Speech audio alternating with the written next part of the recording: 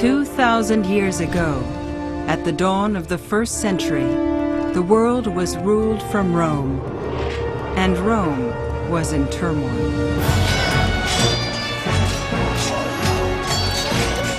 Civil war had engulfed the empire's capital city. Dictators seized power, and the Roman future seemed bleak.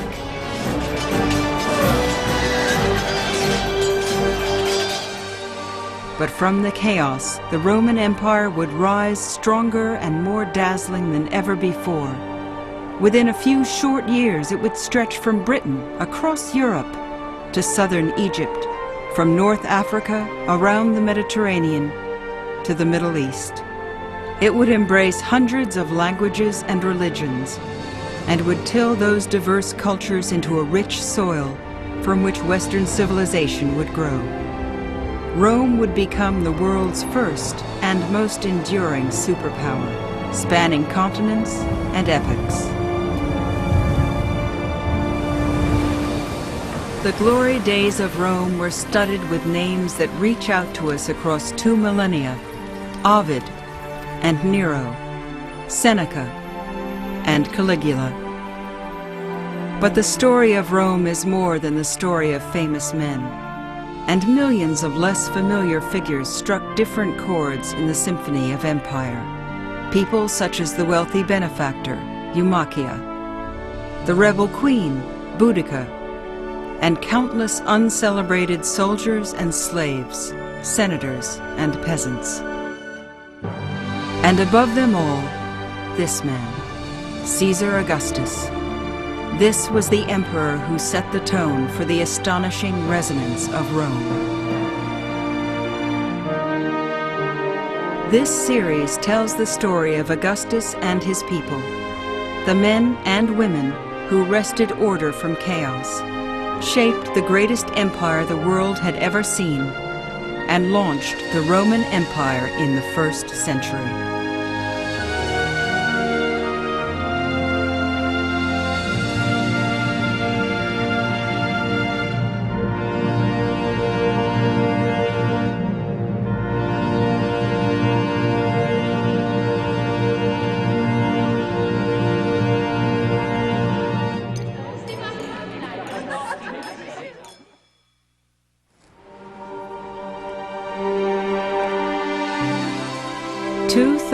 Years after Egypt's pharaohs reigned supreme, 400 years after the flowering of Greek culture,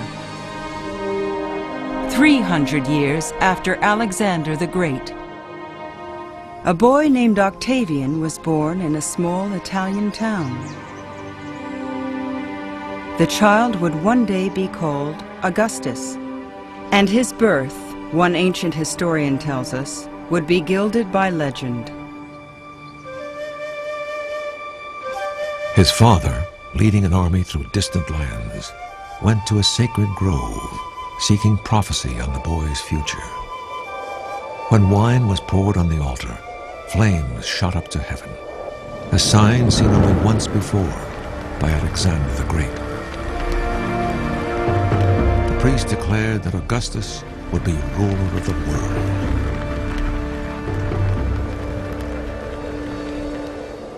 The story is told by Suetonius. Writing at the turn of the 1st century, he based his biography on eyewitness accounts, on common gossip, and on research conducted as imperial librarian.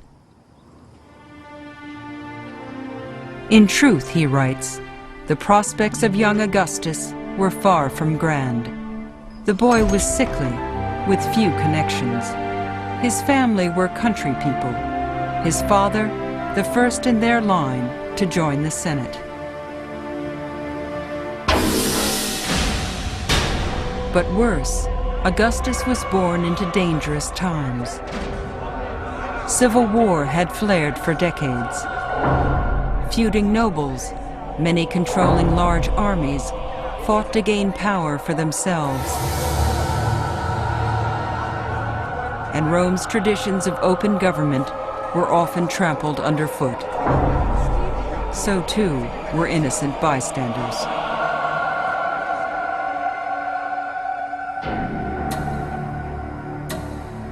When Augustus was just 4 years old, his father suddenly died. Without a male mentor, the boy's future looked bleak. But in 49 BC, when he was 13, Augustus's fortune took a dramatic turn. For in that year, his great-uncle, Julius Caesar, gained the upper hand on the battlefield. Leading an army across the Rubicon River, Caesar declared himself master of Rome and ruler of an empire still aspiring to greatness. At the time of Julius Caesar, the Roman Empire was a little bit like a boy who's reached 6 feet tall, and yet he's only 14 or 15 years old. He's not yet a man. The externals of empire were there. The armies were there. The Romans governed most of the coast of the Mediterranean, with the exception of Egypt. However, they had not yet learned to bring that into a functioning organism. The past decades of internal fighting had weakened the empire. Northern tribes harried the borders. Enemies were confronting Rome in the east, and the province of Spain threatened to break free. Julius Caesar moved quickly to bolster the frontiers and his own legacy. Caesar had no heir, so when Augustus completed a dangerous mission, Caesar adopted the teenager in his will. Augustus realized here was a tremendous opportunity.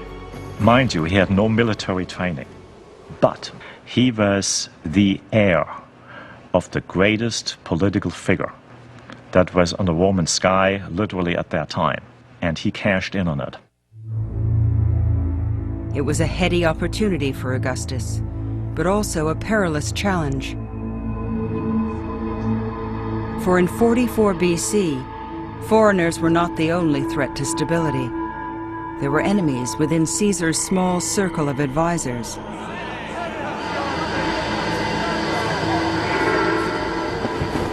They murdered Caesar at a meeting of the Senate. For the second time in his life, Augustus lost a father. But now on the verge of manhood, he thrust himself into the maelstrom of Roman politics. The death of Julius Caesar was not just a turning point in Augustus's life, it was a turning point in world history. He was extremely young at this time, only in his 19th year. And yet, when he knew that he had been made Caesar's heir, he immediately took up the political legacy of Caesar and entered the mainstream of Roman politics, didn't hesitate to try to avenge his father, but that meant, of course, stepping onto the stage of politics, raising an army, and immediately immersing himself in a contest for supreme political power at Rome. He displayed brutality against enemy prisoners. Once, when a father and son were begging for their lives, he ordered they should draw lots to determine which would be executed. The father offered himself, and so was killed. Because of this, the son committed suicide. Augustus watched them both die. Suetonius describes the crisis as trial by fire, and Augustus didn't flinch from the task. He formed a strategic alliance with Mark Antony, a powerful general who also wanted supremacy. Together, they massacred their enemies in the capital. Then they pursued their rivals to the shores of Greece, where they fought and won two of the bloodiest battles in Roman history. When the carnage ended, the empire was theirs. Augustus and Antony divided the spoils of war.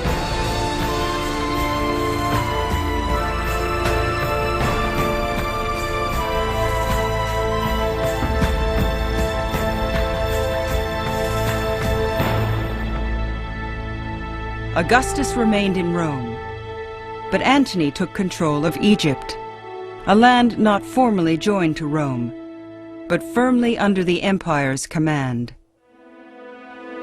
There he joined forces with Egypt's queen. Ancient historians, like Cassius Dio, believed that was a fateful move. When Antony fell deeply in love with his new ally, many feared the ambitious queen was scheming to rule Rome herself. Her name was Cleopatra.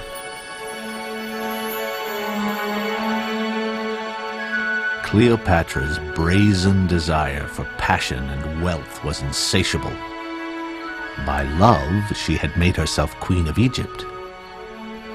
But she failed in her goal to become Queen of the Romans. Cleopatra did not enjoy a good press in Rome. What really irritated people about Cleopatra is that she was a powerful woman from the East and from a very wealthy country with a monarchic system of government. And she therefore symbolized lack of moderation, lack of control, frenzy, fury, everything that Rome tried not to be. Cleopatra and Antony were cast as the leaders of the evil empire. Antony's alliance with Augustus withered. He and Cleopatra mobilized, but Augustus struck first. The poet Virgil later cast the battle as an epic struggle of East against West. Standing high on the stern, Augustus leads the Italians into battle, carrying with him the might of the Senate and the people. Opposing him with barbarian wealth is Antony, suited for battle. He carries with him the powers of the Orient, and, to the scandal of all, his Egyptian wife. Their monstrous divinities raise weapons against our noble Roman gods.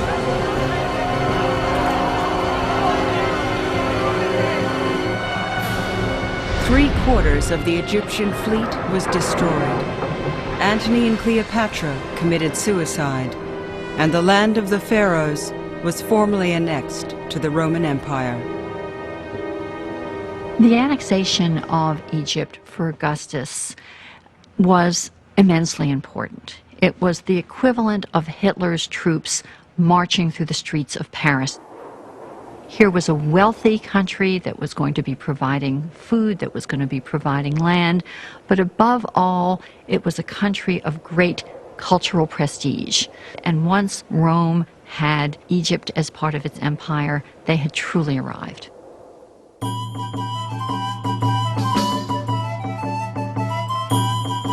There is nothing that men can wish from the gods, nothing the gods can do for men which Augustus, when he returned to the city, did not do for the Republic, the Roman people, and the entire world. Civil wars were finished, foreign wars ended, and everywhere the fury of arms was put to rest. Upon Augustus's return to a war-torn Rome in 29 BC, the city went wild with enthusiasm. The triumphant general vowed to restore peace and security. It was a promise he would keep. The victory of Augustus launched a period of stunning cultural vitality, of religious renewal, and of economic well-being that spread throughout the empire. It would be called the Pax Romana, the Peace of Rome. And to many, it marked the return of Rome's mythic and glorious past. But Augustus himself would never return to the past. He was now a hardened 32-year-old man, the sole ruler of the Greco-Roman world, Rome's first emperor. Victory had been costly, but the greatest challenge still lay ahead. For to avoid the fate of Julius Caesar, Augustus must disarm the Senate and charm the masses. He must do better than win the war. He must win the peace. That challenge would occupy the rest of his life.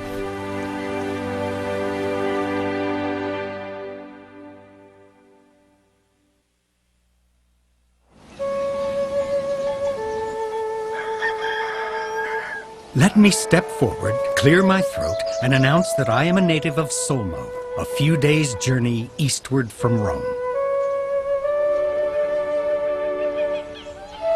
While Augustus fought his way to the pinnacle of power, a boy named Ovid was coming of age under less demanding circumstances. I was the second son, a year to the day younger than my brother. We always had 2 cakes on the birthday we shared, and were close in other ways as well. We studied together, and then went up to Rome to seek our fortunes. I used to waste my time trying to write verses. Our father called it waste. He disapproved of any pursuit where you couldn't earn a decent living, and always used to say, Homer died poor.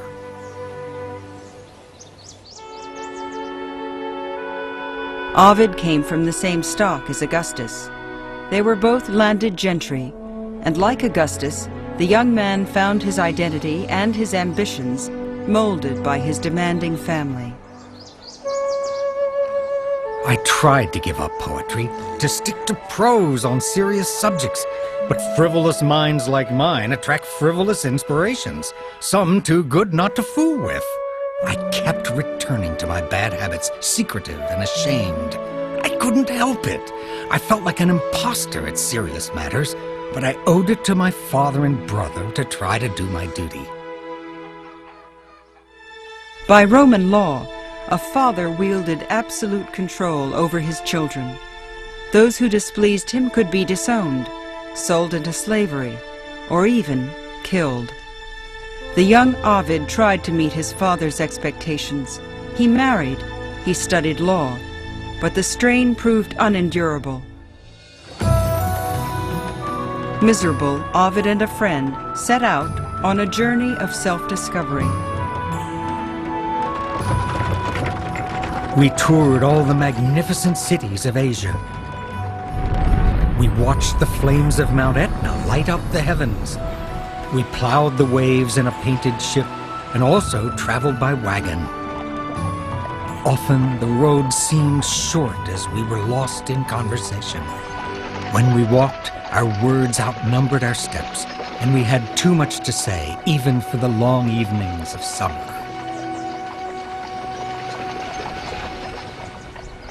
18 months later, Ovid settled in Rome, older and more self-confident than before.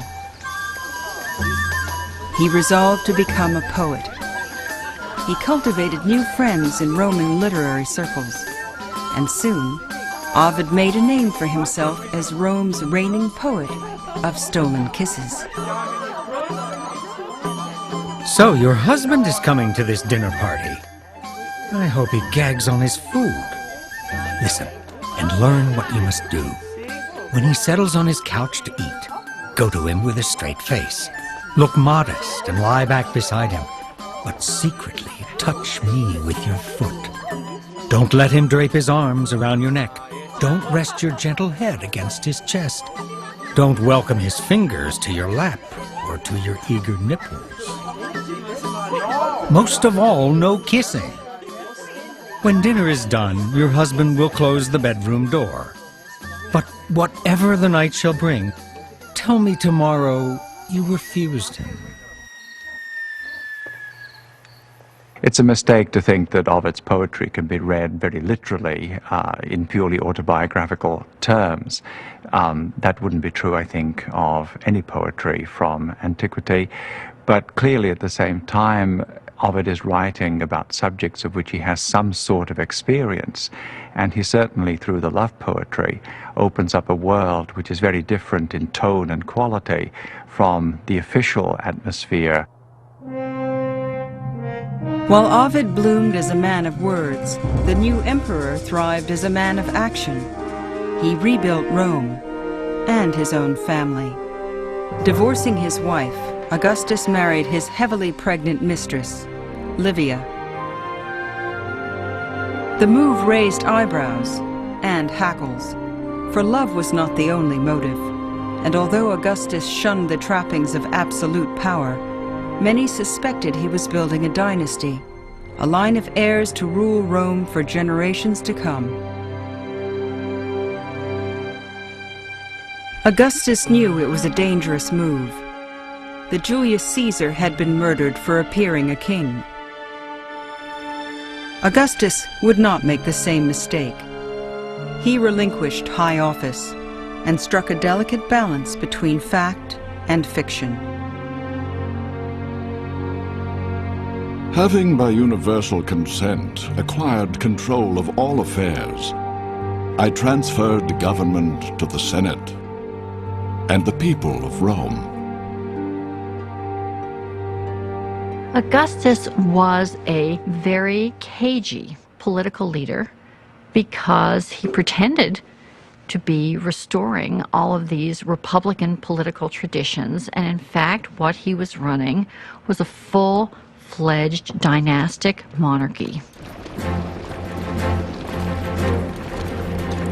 Augustus conquered Cantabria, Aquitania, Pannonia, Dalmatia, and all of Illyricum, as well as Rhaetia.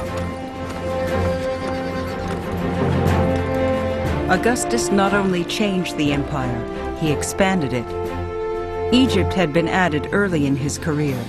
Soon, northern Spain was joined. Augustus drove across Europe, into Germany, and he united East and West by adding modern Hungary, Austria, the Balkans, and central Turkey. These victories employed Roman soldiers and senators and offered welcome distractions to the city's poor. When Augustus wasn't staging chariot races or gladiator shows, he displayed exotic animals, the quarry of Rome's far-flung empire. A rhinoceros appeared in the arena, Asian tigers in the theater, a giant serpent in the forum. One key constituency for Augustus was the plebeian population of Rome. And that is basically the city mob.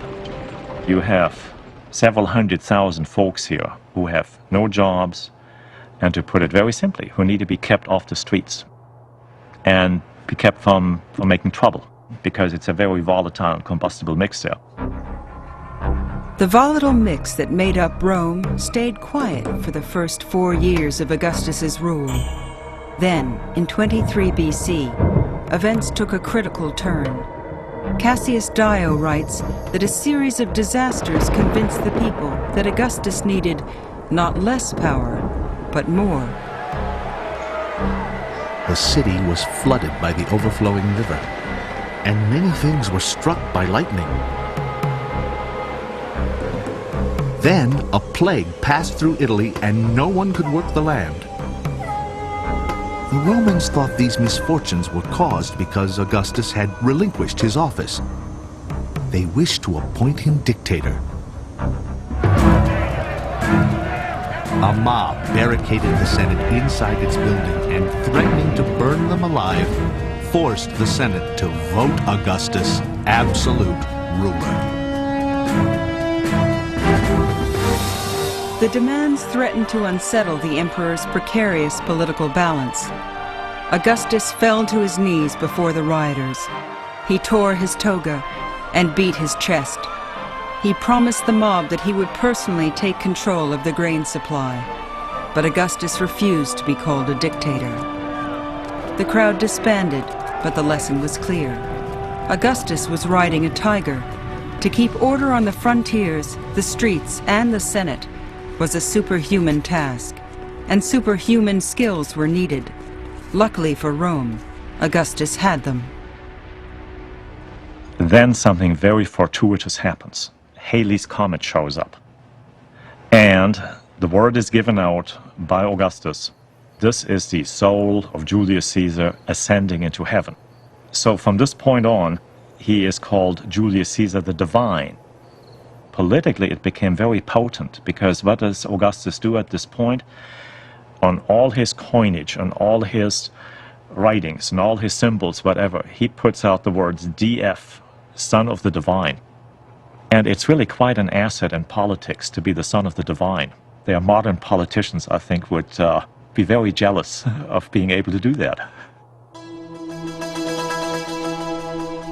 Augustus enhanced his pious new identity with stories of his lean habits. It was said that he lived in a modest house and slept on a low bed, that he ate common foods, coarse bread, common cheese, and sometimes even less. My dear Tiberius, not even a Jew observes a fast as diligently on the Sabbath as I have today. I ate nothing until the early hours of evening, when I nibbled 2 bites before my rub-down. Moral change, Augustus began to argue, was the enemy of Rome. He believed that its future ran through its past, through the restoration of values he thought had first made Rome great. I renewed many traditions which were fading in our age. I restored 82 temples of the gods, neglecting none that required repair at the time. In public, Augustus led by example.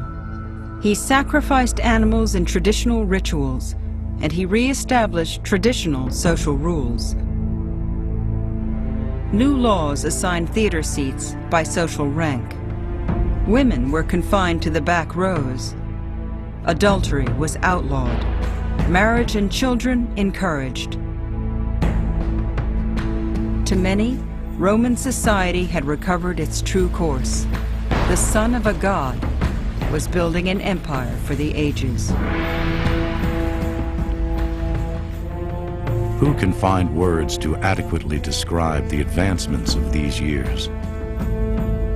Authority has been returned to the government, majesty to the Senate, and influence to the courts. Protests in the theater have been stopped. Integrity is honored. Depravity is punished.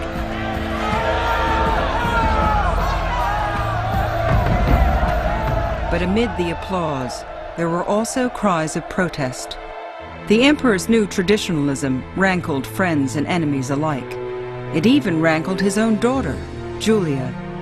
Long a pawn of family politics, Julia assumed that she was exempt from her father's stringent views. She was wrong. And in the coming years, Augustus, the son of a god, would have to confront Augustus, the father.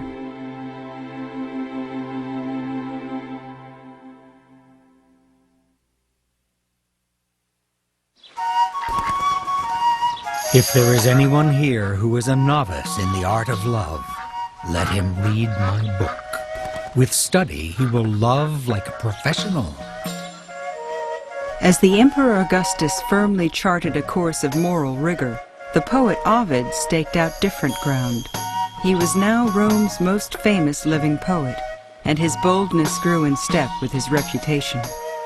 Having all but exhausted the conventions of love poetry, he decided to stretch them. He began composing a manual of practical tips on adultery. Step 1. Stroll under a shady colonnade. Don't miss the shrine of Adonis, but the theater is your best hunting ground. There you'll find women to satisfy any desire. Just as ants come and go, so the cultured ladies swarm to the games. They come for the show, and to make a show of themselves.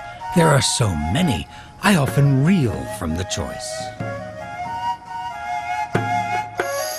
Many Romans yearned to follow their emperor back to the good old days of stern Roman virtue, but others reveled in the promises of Rome's newfound peace. Ovid was one of them. To the youthful poet, old limits seemed meaningless. Do not doubt you can have any girl you wish. Some give in, others resist, but all love to be propositioned. And even if you fail, rejection doesn't hurt. But why should you fail? Women always welcome pleasure and find novelty exciting. Indeed, the earlier civil wars had unleashed enormous social change. Some women had gained political clout, new rights, and new freedoms. Tradition holds that one such woman was Julia, the emperor's only child. Julia had a love of letters and was well educated, a given in that family. She also had a gentle nature and no cruel intentions. Together, these brought her great esteem as a woman. Julia didn't reject traditional values wholesale. She had long endured her father's overbearing control. She dutifully married 3 times to further his dynastic ambitions, and she bore 5 children. Her 2 boys, Gaius and Lucius, were cherished by Augustus as probable heirs. But like Ovid, Julia expected more from the piece. She was clever and vivacious, and she had an irreverent tongue that cut across the grain of Roman convention. Her legendary wit was passed through the centuries by a late Roman writer called Macrobius. Several times her father ordered her, in a manner both doting and scolding, to moderate her lavish clothes and keep less mischievous company. Once he saw her in a revealing dress. He disapproved, but held his tongue. The next day, in a different dress, she embraced her father with modesty. He could not contain his joy and said, "Now, isn't this dress more suited to the daughter of Augustus?"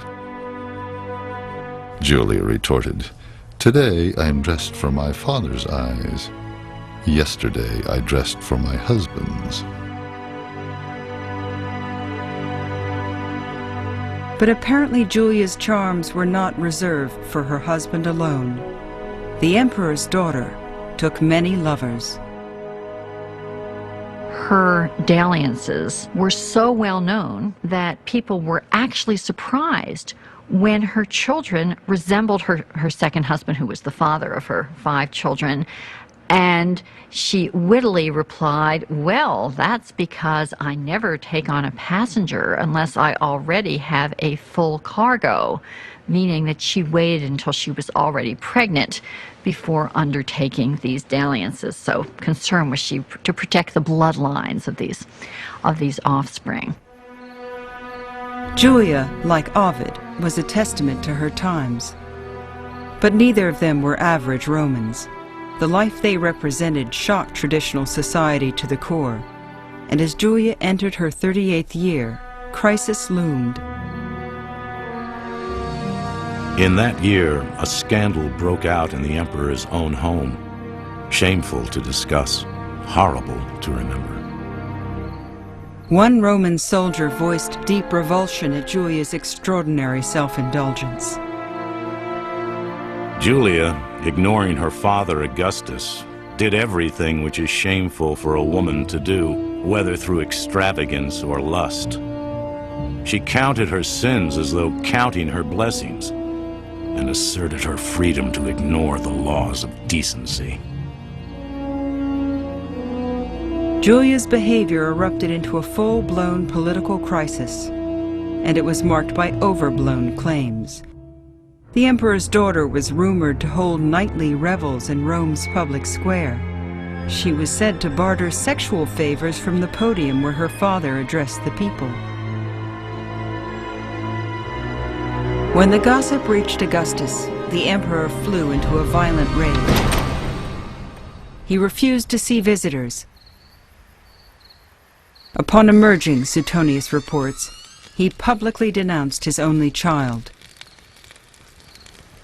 He wrote a letter advising the Senate of her misbehavior, but was absent when it was read. He secluded himself out of shame and even considered a death sentence for his daughter. He grew more obstinate when the Roman people came to him several times, begging for her sake.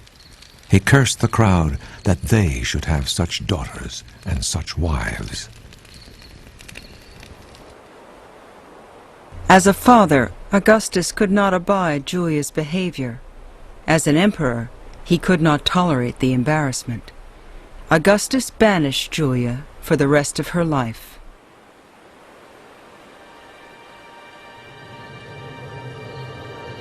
I was going to pass over the ways a clever girl might elude a husband or watchful guard.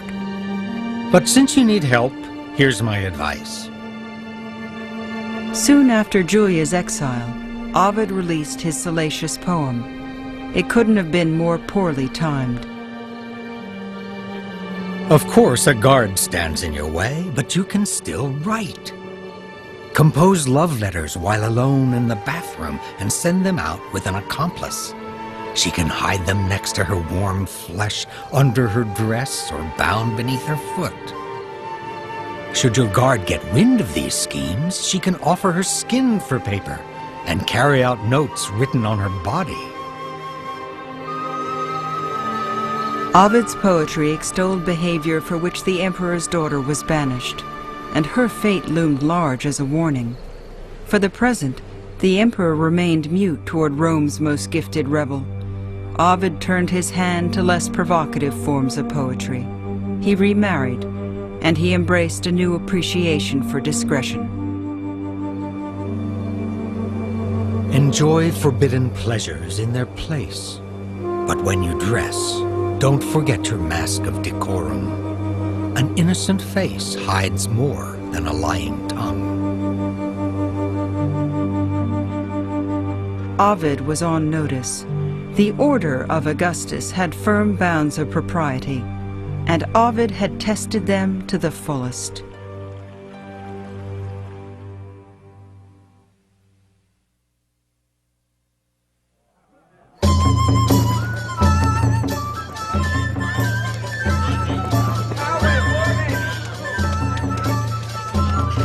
Now consider the dangers of night. Tiles fall from the rooftop and crack you on the head. And the drunken hooligan, spoiling for a fight, cannot rest without a brawl. What can you do when a raving madman confronts you? Or tenants throw their broken pots out the window? You're courting disaster if you go to dinner before writing your will. At the turn of the 1st century, the poet Juvenal was writing verses that exposed much of Rome to scorn. He was acerbic and had a keen eye for the gritty realities of urban life. Our apartment block is a tottering ruin. The building manager props it up with slender poles and plasters over the gaping cracks. Then he bids us sleep safe and sound in his wretched death trap. I don't think our notion of Rome bears much relation to the Rome of everyday life, because what is left today are the big public buildings, not the squalid hovels, without plumbing and without any kind of sanitary conditions that ordinary people lived in. That's precisely the reason members of the elite preferred to withdraw up onto the hills and have their villas up on the hills, a little bit away from the noise and away from the stench and away from that incredible horde of people pressing close together.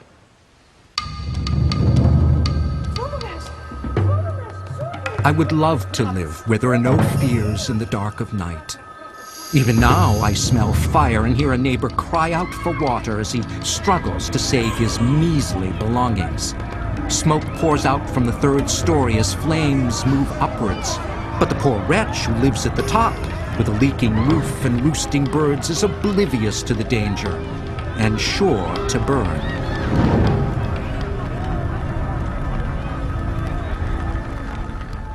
In the year 4 in the imperial palace, the Emperor Augustus also lost sleep, but not from fear of fire. Now an old man of 66, Augustus had lost much of his youthful vigor. His vision had faded in his left eye. His teeth were few, widely spaced, and worn down. His hair wispy and yellowed. His skin was irritated by scratching and vehement scraping, so that he had chronic rough spots resembling ringworm.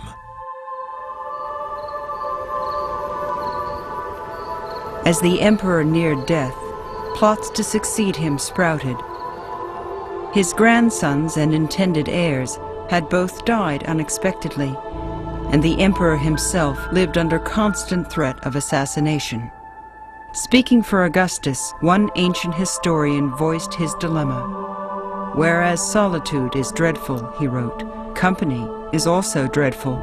The very men who protect us are most terrifying." In many ways, Augustus looks so solid, and what he created looks so solid, you forget the fragility. I think contemporaries were very aware of that fragility, and surely Augustus was. He was over-anxious, in a sense, to provide a secure system after he'd gone.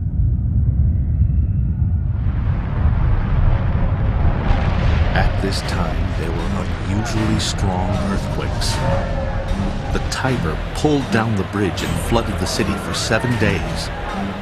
There was a partial eclipse of the sun, and famine developed. Ancient historians report that natural disasters predicted political ones, and indeed, the emperor's difficulties seemed to be mounting fast. In the year 6, soldiers, the backbone of the empire, refused to re-enlist without a pay raise. New funds had to be found. Then, fire swept parts of the capital. A reluctant Augustus turned to taxation. It was a dangerous tactic, and the emperor knew it. Fearing a coup, Augustus dispersed potential enemies. He recessed the courts and disbanded the Senate. He even dismissed his own retinue. Still, Rome remained on edge. The mob, distressed by the famine and the taxes after the fire, were unsettled. They openly discussed rebellion. When night fell, they hung seditious posters.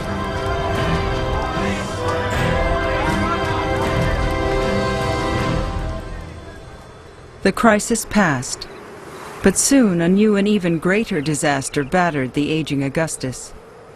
It began in Germany, a land of fiercely independent tribes, and to the Roman eye, rugged barbarism. The region had been recently conquered, and Roman customs were taking root, or so they thought.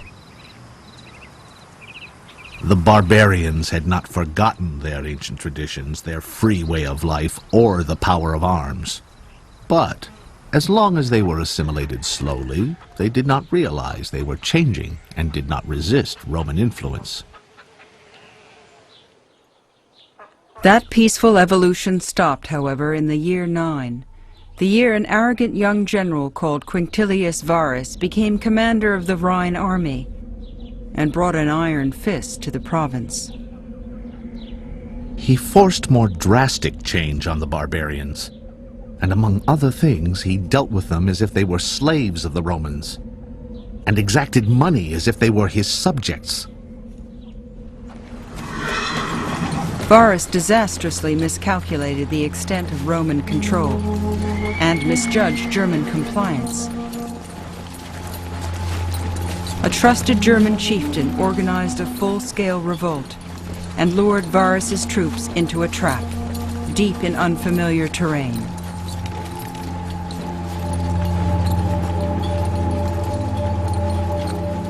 The mountains were rocky and cut with ravines. The trees were dense and tall, so that the Romans were struggling to make progress.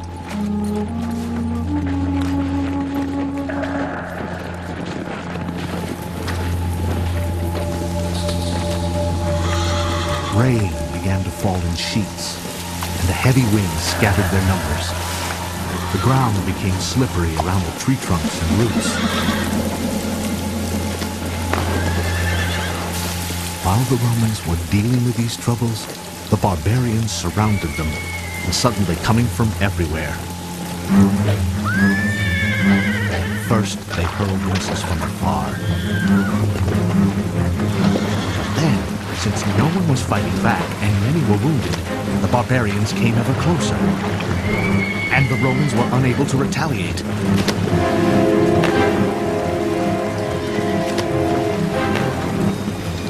They kept crashing into each other in the trees. They could not grip their arrows or javelins. The rain forced the weapons from their hands. Even their sodden shields were useless. And so, every man and every horse was slaughtered.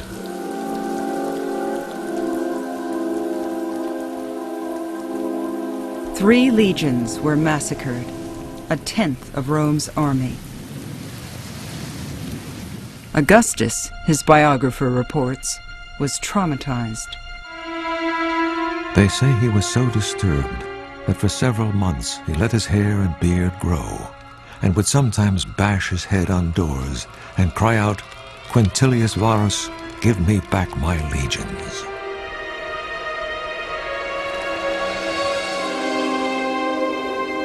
The disaster in Germany underscored a stark reality. The empire was born of violence, and to violence it ever threatened to return. The emperor was in no mood for leniency.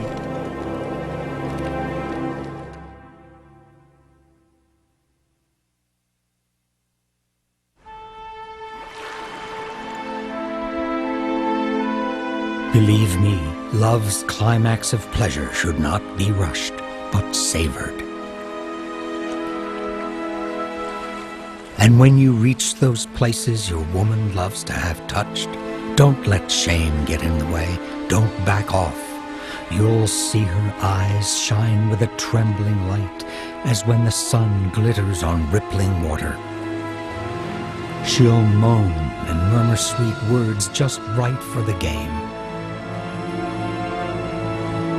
But don't outpace your mistress, or let her leave you in the dust. Rush to the finish line in unison. When man and woman collapse together, they both win. That's the greatest prize.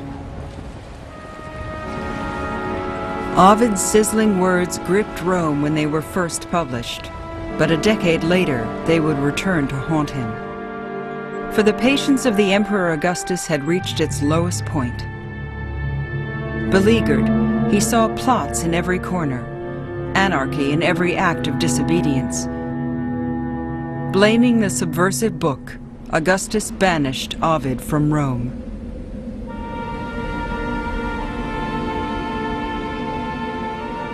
Hello, are you there? If so, indulge these verses of mine. They don't come from my garden or that old couch I used to sprawl on. Whoever you are, and in whatever parlor, bedroom, or study, I have been writing on decks, propped up against bulkheads. The poet was sent to an untamed backwater at the edges of the empire on the shores of the Black Sea. For Ovid, the ultimate urban sophisticate, no punishment could have been harsher. His roguish aplomb crumbled to anguish. When night falls here, I think of that other night, when I was cast out into the endless gloom. We managed to laugh once or twice, as my wife found in some old trunk odd pieces of clothing. This might be the thing this season, the new Romanian mode. And just as abruptly, our peal of laughter would catch and tear into tears. And we held each other. My wife sobbed at the hearth. What could I say? I took the first step with which all journeys begin, but could not take the second. I was barely able to breathe. I set forth again. Behind me, she fell rolling onto the floor. Her hair swept into the hearth, stirring up the dust and ashes. I heard her call my name. I thought I had survived the worst. What could be worse? But my wife arose, pursued me, held on to me, weeping. Servants pulled her away. Whatever worth there was in me died there.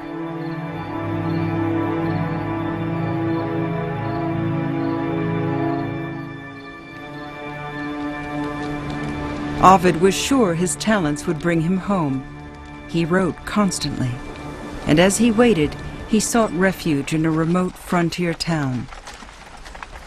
When the temperatures dropped, Ovid wrote, wine froze in its vessels, the river in its banks.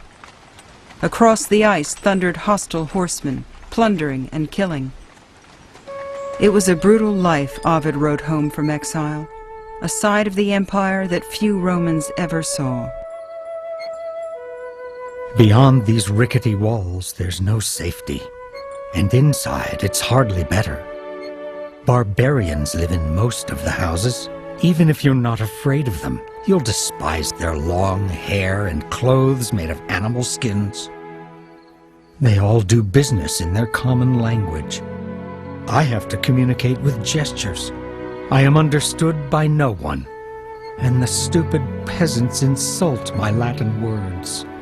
They heckle me to my face and mock my exile. Writing for this audience, Ovid complained, was like dancing in the dark.